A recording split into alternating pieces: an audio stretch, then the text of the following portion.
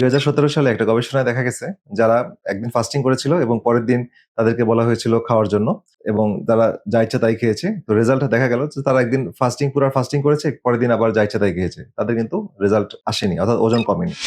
অর্থাৎ ফাস্টিং করার যে উদ্দেশ্য ছিল যে ফ্যাট গুলো বার্ন করবে, তারা সেটা করতে পারেনি। আর আরেকটা গবেষণা দেখা গেছে যে 16 ঘন্টা কিছু মানুষ 16 ঘন্টা ফাস্টিং করেছে, 8 ঘন্টা খেয়েছে। এবং এই 8 ঘন্টার মধ্যে তাদেরকে বলা হয়েছিল তোমরা যা ইচ্ছা তাই খাও। তো তারা যা ইচ্ছা তাই মধ্যে কেউ ফ্রুট জুস খেয়েছে, কেউ আইসক্রিম খেয়েছে, কেউ হয়তো মিষ্টি জাতীয় জিনিস খেয়েছে। তাদেরও কিন্তু ওজন কমাতে পারেনি। অর্থাৎ এখানে যে বিষয়টা হচ্ছে, এখানে মূল চাবিকাঠি বা মূল কি রোল প্লে করেছে হচ্ছে ইনসুলিন।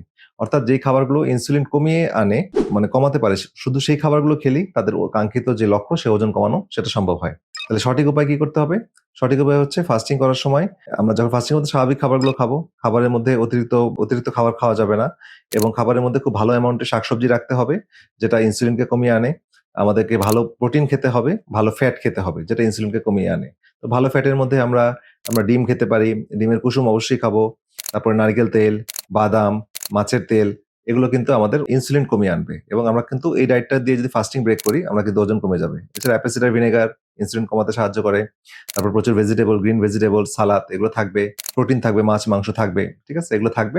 আর যদি আপনার ভাত খেতে হয় বা খেতে হয়, তাহলে আমরা ঢেঁকি ছাড়া লাল চালের ভাত অথবা ব্ল্যাক রাইস এগুলো খেলে আমাদের শরীরে গ্লুকোজের মাত্রাটা কম থাকবে। আর গ্লুকোজের মাত্রাটা যত কম থাকবে তত ইনসুলিন কম থাকবে।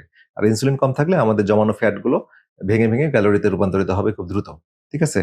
তাহলে এই ভুলগুলো যদি আমরা না করি, হ্যাঁ? তাহলে আমাদের ফাস্টিং করে আমরা কাঙ্ক্ষিত আমাদের যে লক্ষ্য ওজন কমানো বা ডায়াবেটিস থেকে মুক্ত হওয়া বা ফ্যাটি লিভার থেকে মুক্ত হওয়া বা যাদের প্রেশার আছে প্রেশার থেকে মুক্ত হওয়া অথবা যাদের ব্রেনে অ্যালজিমার্স ডিজিজ আছে, যেটাকে বর্তমানে টাইপ 3 ডায়াবেটিস বলে, সেখান থেকে বেরিয়ে আসা, অথবা যাদের পিসিওএস এর সমস্যা আছে, অতিরিক্ত ওজন। তো এই যে বিষয়গুলো, এগুলো সবগুলো ইনসুলিন রেজিস্ট্যান্স এর যতগুলো সিম্পটম আছে শরীরে, সবগুলো থেকে আমরা বেরিয়ে আসতে পারবো যদি আমরা এই সঠিক নিয়মে ফাস্টিং করতে পারি।